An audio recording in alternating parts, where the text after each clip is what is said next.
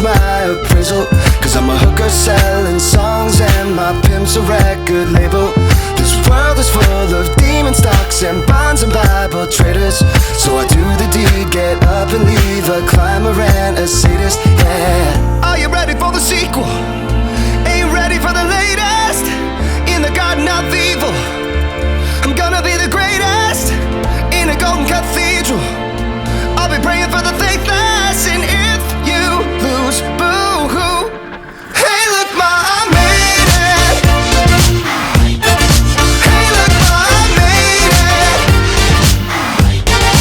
Everything's coming up aces, aces. If it's a dream, don't wake me, don't wake me. I said, hey, look, ma, I made it. Friends are happy for me, or they're honeysuckle phonies, and they celebrate my medals, or they wanna take my trophies. Some are loyal soldiers while these other thorns are rosy, and if you never know who you can trust, then trust me, you'll be lonely. Oh, are you ready for the sequel? Ain't you ready for the latest?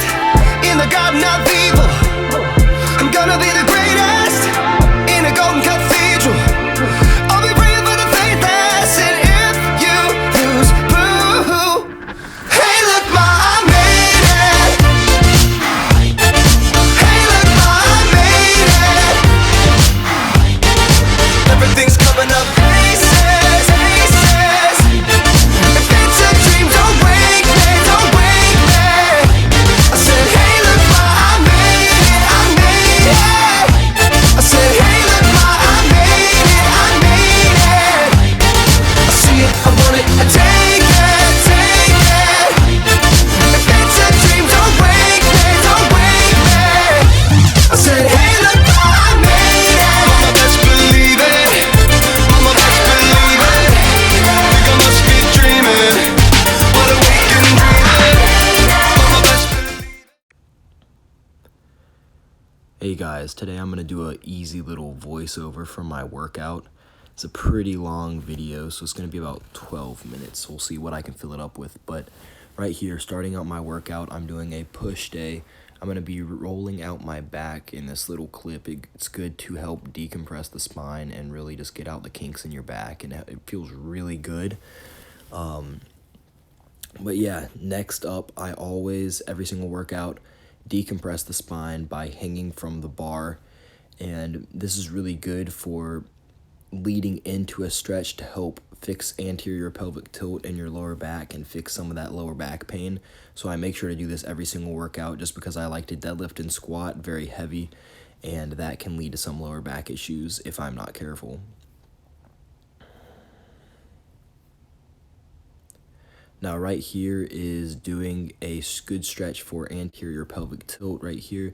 It's going to loosen up your lower back and provide more mobility, less pain, and I definitely highly recommend you do this after decompressing your spine to get the full benefit. Yeah, I'm losing my balance. Got me running in circles around you to please. Yeah, I do what I need to. So pardon my manners, just something about you turns me to a savage.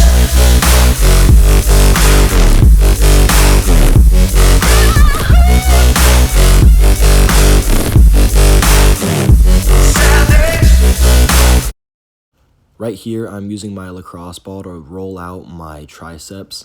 You can't really do this with a foam roller because it's just a hard angle to get, so I use a lacrosse ball, and it really helps get the lactic acid out of the muscles and really relax the muscles and get them ready and stretched out to lift some heavy-ass weight. So definitely do this before you do big lifts, anything with your triceps, just to be it safe. You can never stretch too much and be too prepared. So right here, I'm doing some stretches for the rotator cuffs and the chest about to come up, so that when I'm benching, I do not mess up my shoulders or my chest, because that would be very, very bad, guys. If you want to bench heavy weight, you do not want to mess up your shoulders and your chest. They're necessary. So that being said, make sure you do these stretches right here. Loosen up your rotator cuffs, your chest, and just be safe when you're doing these big compound lifts.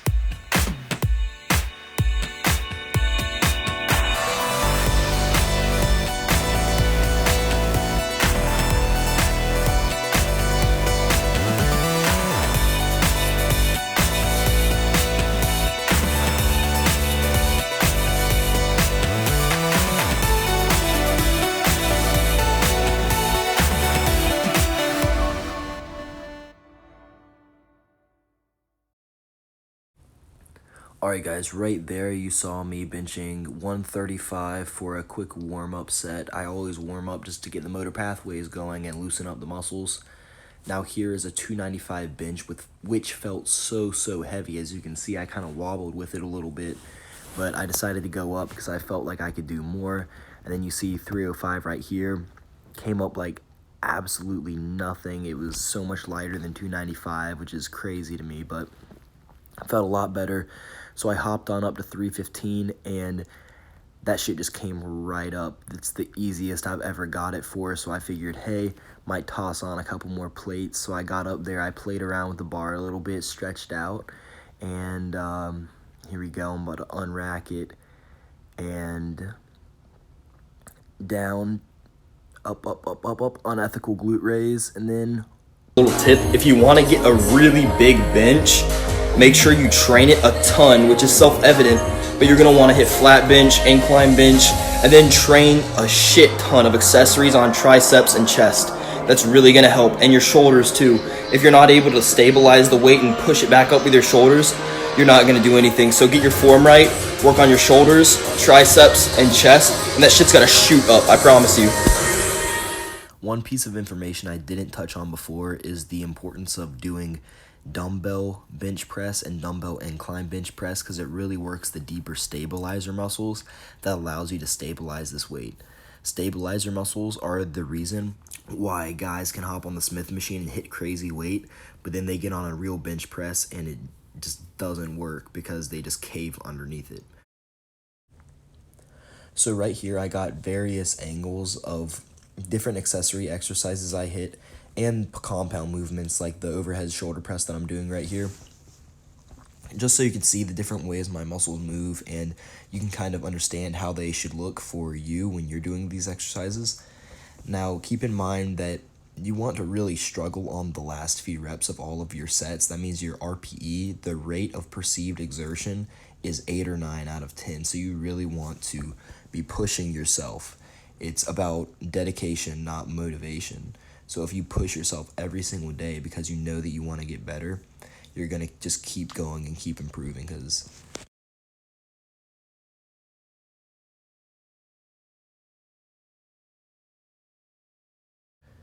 right here we've got cable tricep press downs with the rope extension. Now right here you're going to want to prioritize keeping your elbows in a singular spot so you're not moving all around. Keep your elbows tucked in and really focus on the contraction of your triceps. You can see the contraction of my triceps right there. It's hitting the long head and all the other heads, and you really want to just make sure that you're not swaying too much. You see on the last few reps I start to sway a little bit, so next set, I lower the weight and really focus on contraction. As you can see, if the weight's too light, slow down your reps, focus on the contraction, and the slow down part is going to make it a lot harder, guys. So definitely try that.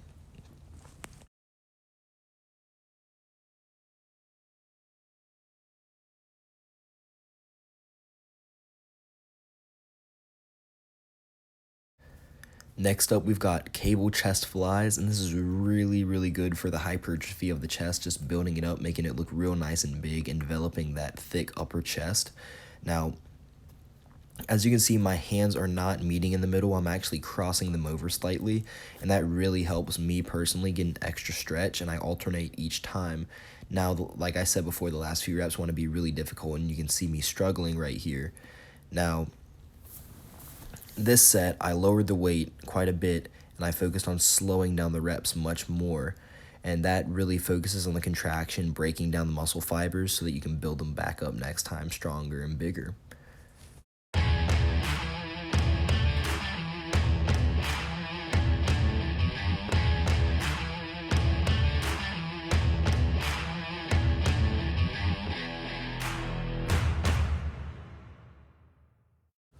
Next up on the list, we've got shoulder 3Ds, which are great for building up your shoulder muscles. Now you're going to do 12 side raises, 12 front lateral raises, and then you're going to do 12 overhead press movements with the dumbbells. And this is really going to kill your shoulders, especially on those overhead press movements right here. You can see I'm really struggling, and those are only 10-pound dumbbells. Actually, 10s or 15s. but either way, they're pretty light, and I was struggling a whole lot. Next up, we've got the skull crushers, and you're going to notice right here, when I go down, I'm going all the way down to my forehead. No, lower than my forehead, but I'm not going all the way back up.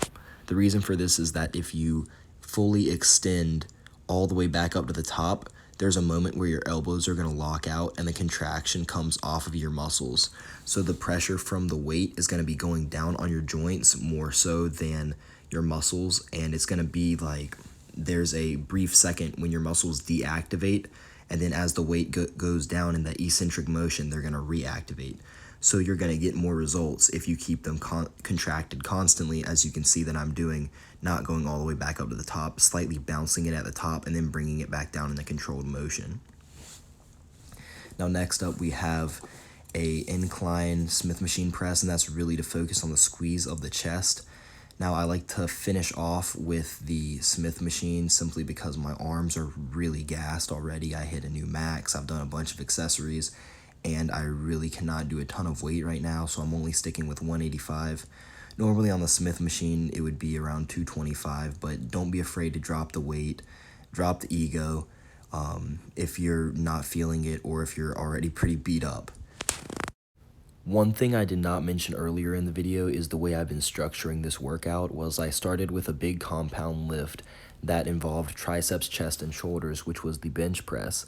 And then I went into overhead press, which was a shoulder focus, and then I did a tricep focus, and then I did a chest focus, and I did that cycle twice with different exercises. Now here you see me doing dips to finish off, and it really activates a ton of the upper body. Depending on how you angle yourself, if you lean over a bit more, you're going to hit more chest. If you're more upright, you're going to target more triceps, but it is a really good way to finish off with body weight and just kill your upper body, kill your arms. Definitely drained me. And then up here in this next clip, you're going to see right here, I finished off my upper body workout with decline push-ups, and this really hits the triceps a ton and taxes the chest. It really just taxes all of your upper body, and right towards the end, you're gonna see when the reps really start to slow down right about here. I go down, I can't get back up, and I roll over, try to push myself up, and I literally cannot push myself up with my arms. And that's what you want to be like. You do not want to be able to push yourself up because you want your arms to just be dead. Now right here, I finished off the entire workout with some ab raises, hanging leg raises, and you notice that you really want to focus on the rotation of the hips. It doesn't matter if your legs are extended outwards or not. You just want to focus on the hip rotation and the contraction of the abs because that's what's going to develop them.